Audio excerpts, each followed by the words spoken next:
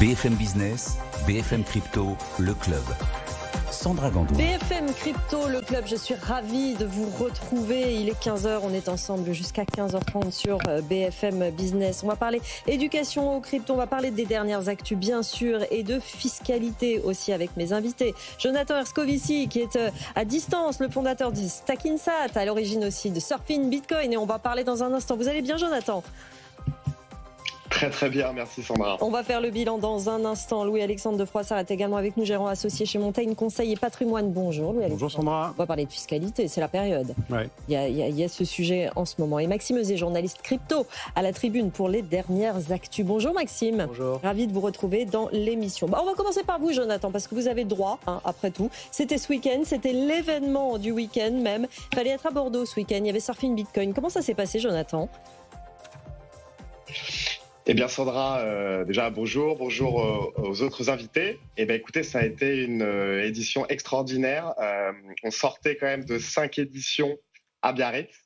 Donc là, c'était une prise de risque avec un nouveau format totalement inédit, avec un positionnement 100% grand public, destiné aux débutants et aux néophytes. Donc oui, ça a été une très très belle édition avec plus de 500 personnes. Ça a été un pari assez risqué pour Stackinsat, parce que voilà, c'est plus du tout le même format que le format précédent. Donc, on est très content. Et justement, vous le dites vous-même, c'est une petite prise de risque. Vous vous êtes pas adressé au même public. Est-ce que c'est tenable ce genre de formule finalement par rapport aux 5 éditions précédentes que vous aviez fait à Biarritz ? Vous l'avez senti comment ? Il y a eu beaucoup de participants. Est-ce que le modèle économique est tenable ?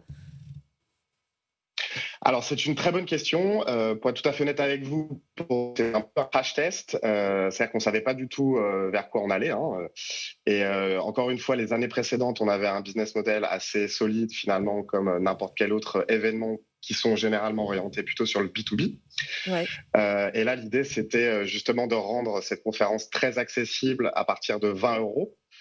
Donc, on a réussi quand même à toucher 500 personnes, malgré le fait que on n'ait pas eu beaucoup de sponsors, enfin pas autant qu'on aurait souhaité, parce que ce format grand public, c'est toujours beaucoup plus compliqué de séduire des partenaires. On avait vraiment un positionnement sur l'angle éducation. Et donc là, et en plus, on a changé de ville, parce que donc cette fois, c'était à Bordeaux. Donc on est très content. On voulait sortir justement du prisme du prix qui est quand même souvent associé à Bitcoin. Là, on voulait recentrer sur l'utilité réelle du Bitcoin. On voulait expliquer pourquoi Bitcoin a été créé, quels sont les problèmes économiques, monétaires et sociétaux auxquels il répond. Et pourquoi, justement, il est différent aussi de l'immense majorité des cryptos. En quoi c'est important, Louis-Alexandre de Froissart, de faire cette différence et cette pédagogie sur les cryptos ? Justement, l'importance de Bitcoin, le fait que ce n'est pas du tout la même chose que le reste du secteur, redire ça aux gens, s'adresser à une autre population, en quoi c'est important ? En fait, chaque personne qui s'est intéressée à Bitcoin s'intéresse à l'économie, s'intéresse aux matières premières, s'intéresse à l'énergie. Je n'ai pas vu quelqu'un qui se soit intéressé à Bitcoin sans avoir regardé des cours d'économie de nouveau. Alors que quand il va acheter un même coin sur Solana, je ne suis pas sûr qu'il ait cette démarche. Donc en fait, il ne faut pas oublier que les Américains ont déterminé que Bitcoin était une matière première. Et ce n'est pas pour rien. C'est une monnaie qui est dure, difficile à extraire. Et c'est très important que les gens comprennent la différence que nous avons intégrée. Il y a vraiment Bitcoin et puis il y a tout le reste. Le reste répond à d'autres problématiques, d'autres questions. C'est très bien les contrats intelligents dans Ethereum, c'est très intéressant, mais Bitcoin répond à autre chose. Et à la base, ça a été créé comme un système monétaire indépendant pour faire de l'échange de valeurs de manière électronique, de pair à pair, directement de vous à moi. Et c'est intéressant, Jonathan. Qu'est-ce qu'ils vous ont dit, ceux qui sont venus vous voir à Surfing Bitcoin le week-end dernier à Bordeaux ? C'était quoi leur motivation ? Pourquoi ils sont venus ? Pourquoi aujourd'hui ils s'intéressent à Bitcoin ? Alors, ce qui est intéressant, c'est qu'il y avait finalement plusieurs profils. On avait des profils de débutants, de curieux, et on avait aussi des sceptiques. C'est ça qui est intéressant, c'est-à-dire qu'ils voulaient creuser le sujet, sachant qu'évidemment, dans les médias traditionnels, malheureusement, on décrit une image plutôt négative de Bitcoin.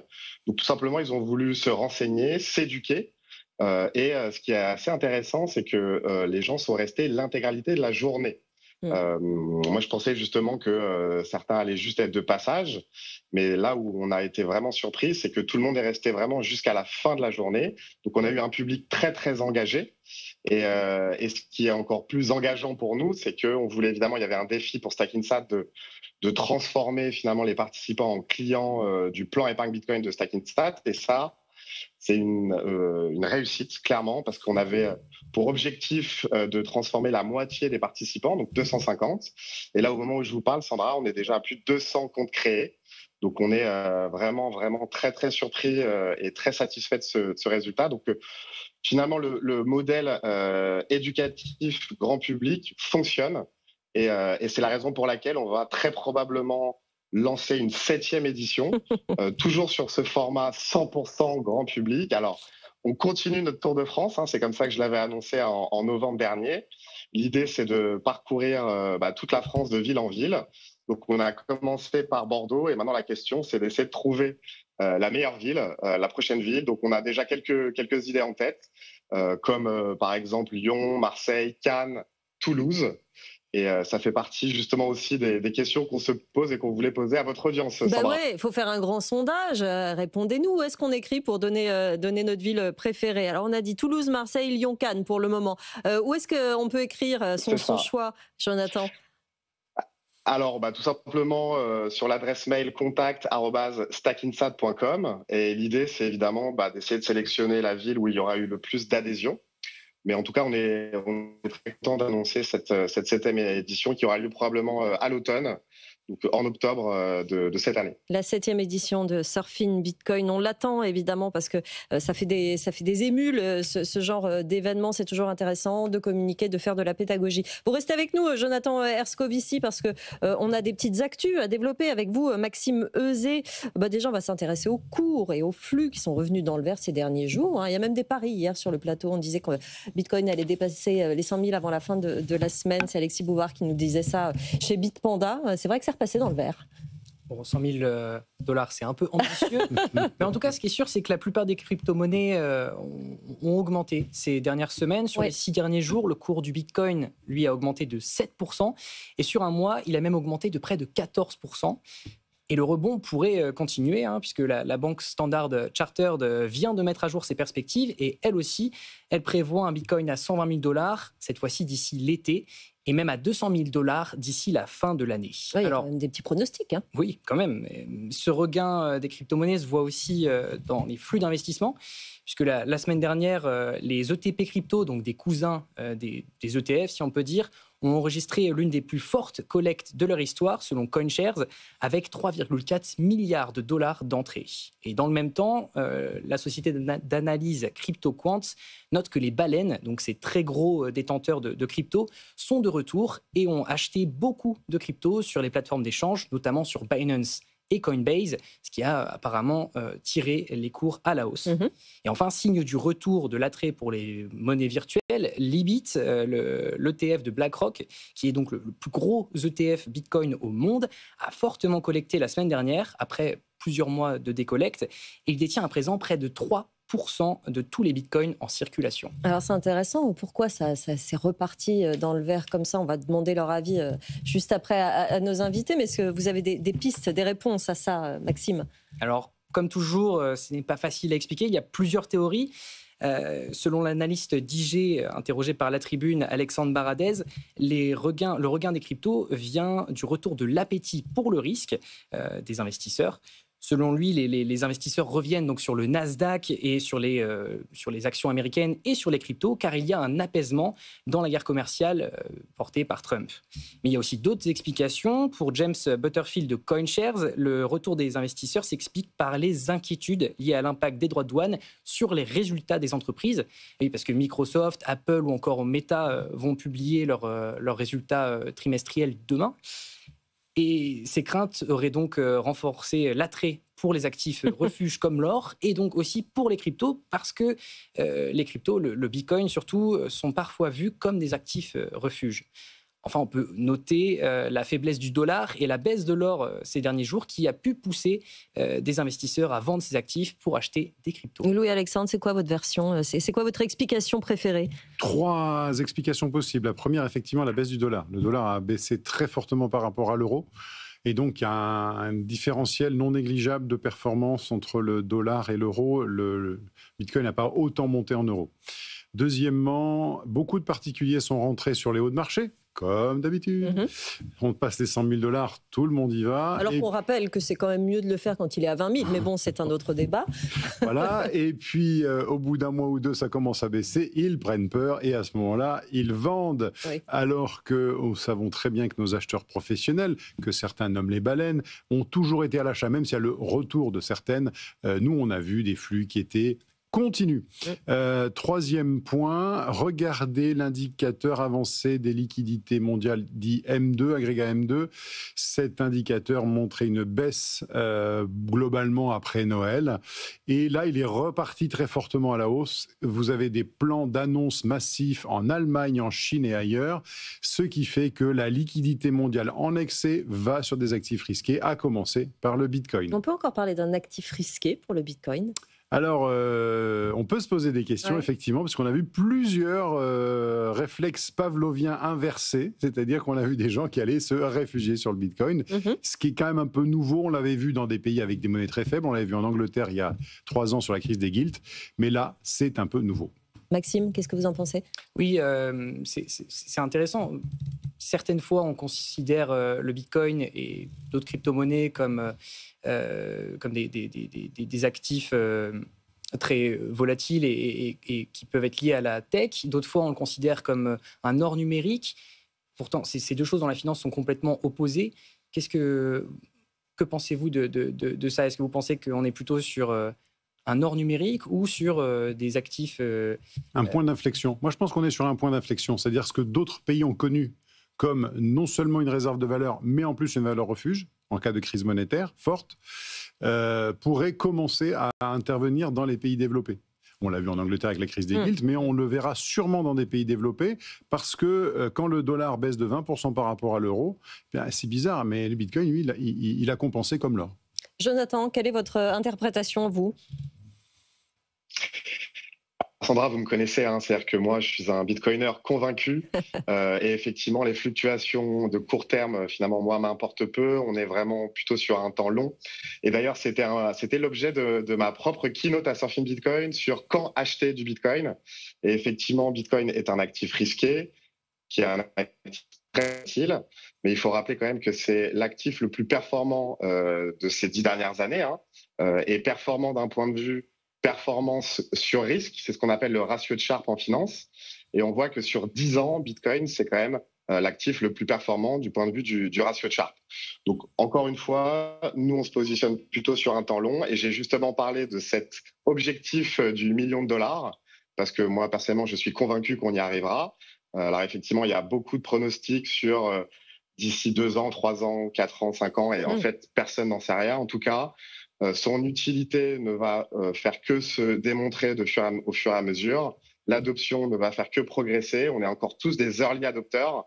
Et donc, on est très confiant pour l'avenir. Et encore une fois, il faut voir Bitcoin sur un temps long, avec un minimum de 4 ans d'investissement. Avant de vous redonner la parole, Maxime, justement, cet investissement en Bitcoin, la meilleure méthode, c'est quoi ? C'est 100 €, 200 € tous les mois, sans regarder son cours. On rappelle quand même tous les mois que vu justement le long terme et ce qui est prévu probablement, on est encore sous les 100 000. Donc il est encore bas finalement dans l'histoire a priori de Bitcoin. Ça, vous et moi n'en savons rien véritablement. Il faut être un peu humble. Oui. Mais le meilleur moment pour acheter du Bitcoin, c'est aujourd'hui. Le deuxième meilleur moment, c'est demain et ainsi de suite. On s'y met. Là, ce que disait Jonathan est vrai. Pour moi, Bitcoin est un adolescent. C'est-à-dire que le meilleur est à venir. Il a 15 ans. Un adolescent qui peut être turbulent encore, mais qui peut-être ça s'agira un jour. On ne sait pas quand est-ce qu'on atteindra 1 million, mais moi aussi, j'ai cette vision-là de plusieurs centaines de milliers de dollars. Donc, la meilleure des solutions, c'est de donner un angle de 4 ans. Pourquoi on dit 4 ans ? Parce que sur 4 ans, personne n'a perdu. Quelqu'un qui aurait fait un seul investissement et qui aurait attendu 4 ans a toujours été gagnant. Par contre, quelqu'un qui investit régulièrement toutes les semaines, Et lui, il a beaucoup plus de chances d'être en plus-value plus tôt, suivant les variations de cours. Voilà. Maxime, dans les actualités crypto, il y a aussi du nouveau du côté de la réserve de Bitcoin aux États-Unis. Et c'est vrai qu'on la surveille de près. Eh oui, c'est une des grosses actualités. La nouvelle nous vient de l'Arizona. Hier, les législateurs de l'État ont validé le projet de réserve stratégique de Bitcoin et ont déposé le texte sur le bureau de la gouverneure Katie Hobbs. Alors, tout n'est pas gagné, car la gouverneure est une démocrate, donc pas forcément le parti qui est le plus favorable au Bitcoin aux États-Unis. Mais si cette dernière valide le projet, l'Arizona serait le premier État américain à se doter d'une réserve stratégique de crypto. Et l'État pourrait d'ailleurs placer 10% de sa trésorerie et de son système de retraite dans du Bitcoin. Et comment ça se passe dans le reste des États-Unis, les stratégies des autres États? Alors, plusieurs États, dont l'Iowa, le Missouri et le Texas, envisagent eux aussi de créer une réserve stratégique de Bitcoin. Et puis, au niveau fédéral, Donald Trump a signé, on le sait, le 6 mars, un décret instaurant une réserve stratégique, la fameuse réserve. Mais alors que beaucoup d'investisseurs espéraient que les États-Unis achètent de nouveaux Bitcoins pour constituer ces fonds, ce qui aurait tiré les cours à la hausse, cette réserve ne sera en fait constituée que des 200 000 bitcoins déjà en possession du gouvernement. L'adoption des crypto-monnaies par les institutions et par les gouvernements pourrait donc prendre un peu de temps. Dans la mesure où, en plus, il ne faudrait pas rendre ces 200 000 bitcoins, mais ça, c'est un autre débat, ça n'a pas été tranché. Jonathan Erskovici, c'est important ce qui se passe aux États-Unis pour les investisseurs. Ils regardent, ils surveillent. Ça a un poids dans leur décision d'investir ou pas? Ce qui est compliqué toujours, c'est d'opposer l'Europe aux États-Unis. Et effectivement, aux États-Unis, on voit que ils ont une lucidité par rapport à l'évolution réglementaire, par exemple. On voit en France la réglementation MiCA quand même qui pèse énormément sur les entreprises.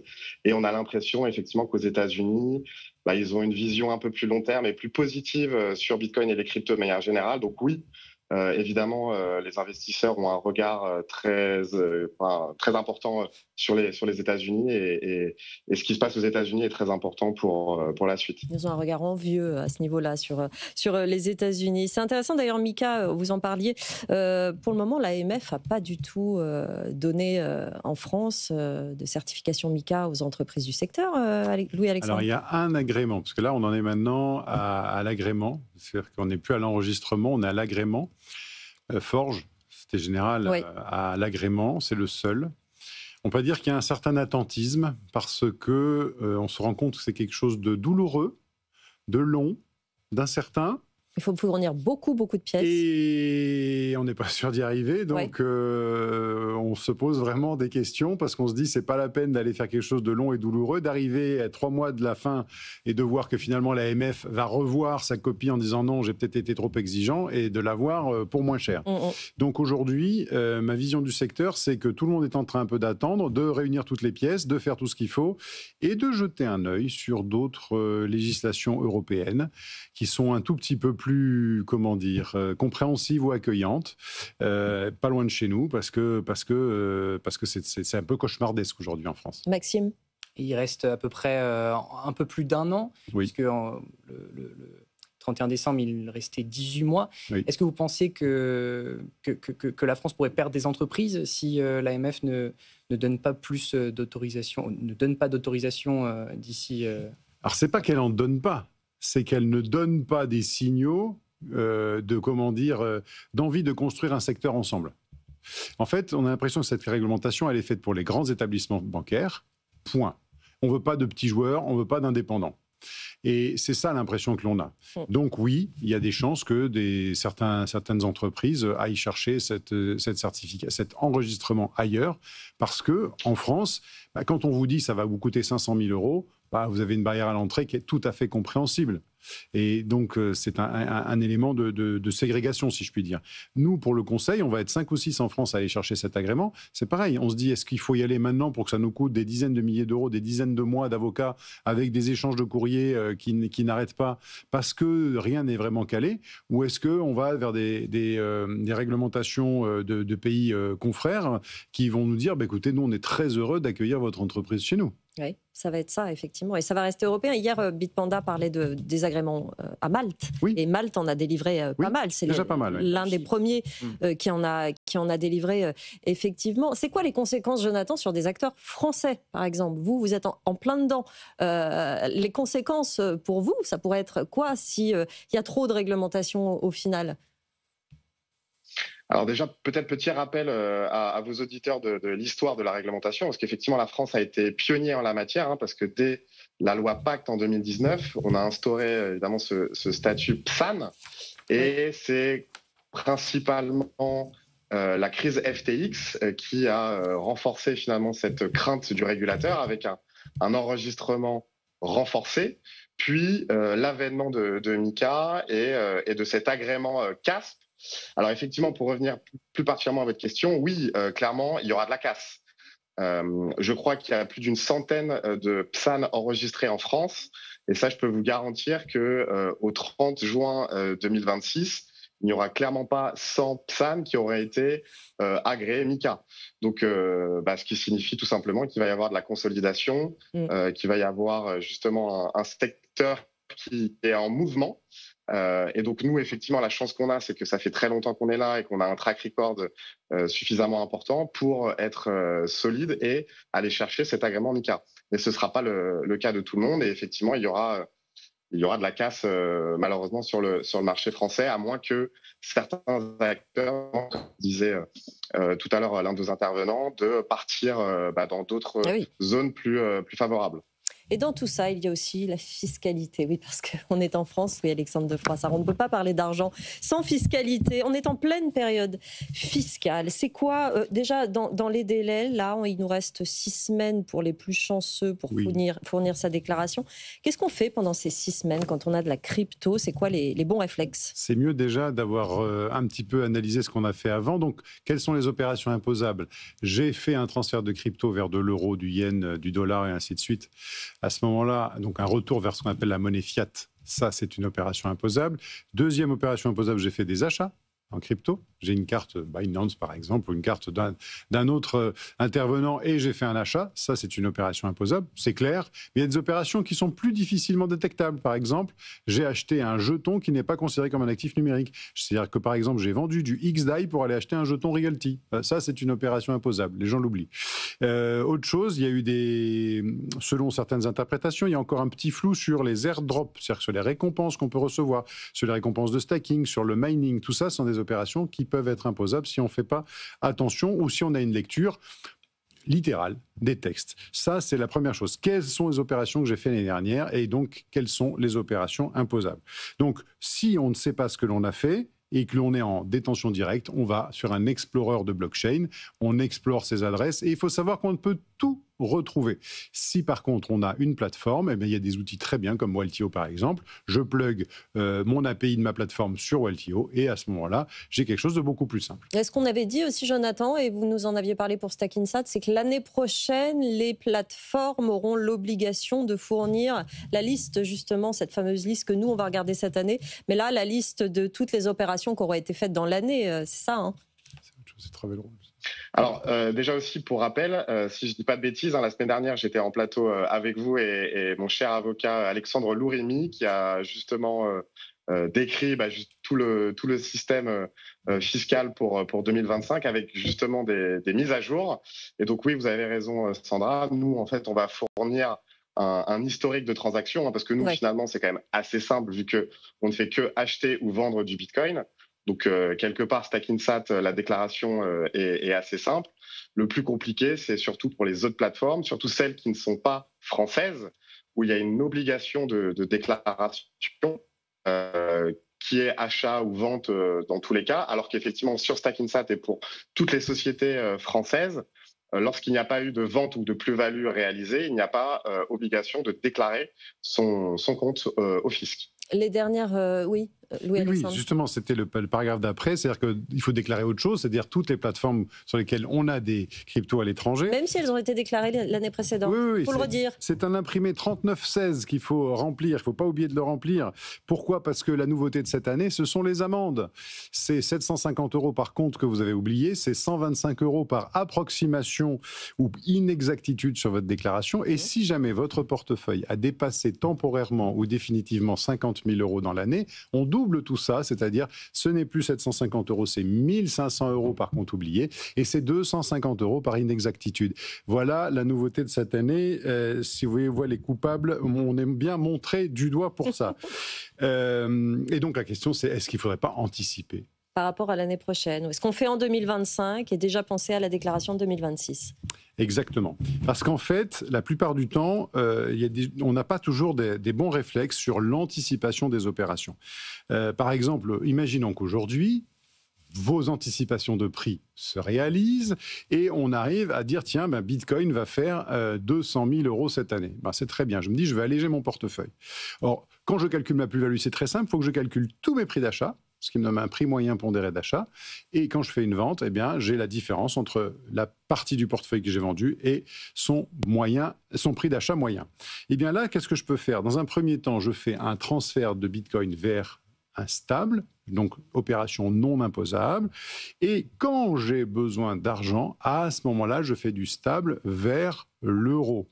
Et si en même temps, j'ai perdu de l'argent sur un NFT, un meme coin ou ainsi de suite, à ce moment-là, je fais la cession de cet actif qui est en moins-value et je vais imputer une moins-value sur une plus-value. Donc, je vais un petit peu optimiser mes opérations. Bon, après, on l'a dit tous autour de ce plateau, on ne fait qu'acheter du Bitcoin, donc surtout, on n'en vend pas. Donc, si on suit nos conseils de ne faire qu'acheter du Bitcoin régulièrement, on n'a pas de problème de fiscalité. Et si on le détient en self-custody, c'est-à-dire soi-même, on n'a pas de plateforme à déclarer à l'étranger. Vous voyez comme quoi, avec nous, la fiscalité, c'est très simple. Maxime. C'est vrai.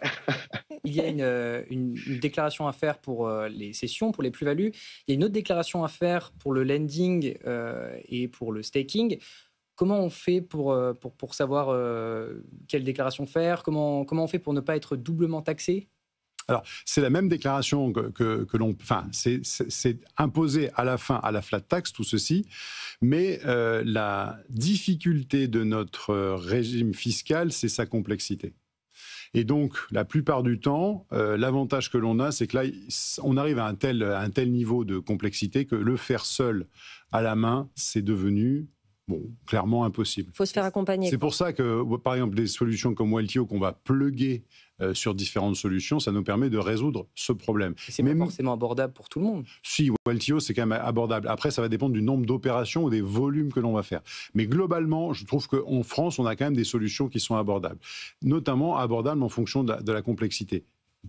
Waltio qui sera dans cette émission. Il reste 1 minute, Louis-Alexandre de Froissart. En tout cas, les contrôles, ça ne va pas s'arranger, ça va se durcir dans les années qui viennent. Oui, que penser de ceux qui n'ont pas déclaré, de ceux qui jouent à l'autruche ? Il faut arrêter. Pourquoi ? Parce que maintenant, on revient 10 ans en arrière. Ce n'est plus 3 ans en arrière, c'est 10 ans en arrière. Ouais. Donc ça devient de plus en plus délicat, de plus en plus surtout déclaré. Et si jamais vous avez trop peur, approchez-vous d'un conseil personnaliser, quelqu'un qui va vous aider à restructurer tout ça, à prendre contact avec le fisc et à aller faire votre déclaration parce qu'il faut être en règle. Ouais, ne faites pas l'autruche, ça vaut pour tout dans la finance et dans la vie. C'était le conseil du jour. Merci beaucoup à tous les trois. Jonathan Erskovici, fondateur de Stackinsat, qui était avec nous à distance. Maxime Euzet, journaliste crypto à la Tribune, et Louis-Alexandre de Froissart, gérant et associé chez Montaigne Conseil et Patrimoine, pour retrouver tous les derniers conseils justement dans cette période fiscale. Merci de nous avoir suivis. BFM Crypto, le club. Vous continuez à nous poser vos questions crypto@bfmbusiness.fr. On y répond tous les jeudis et je vous laisse entre les mains de Guillaume Sommerer. C'est BFM Bourse. BFM Business, BFM Crypto, le club.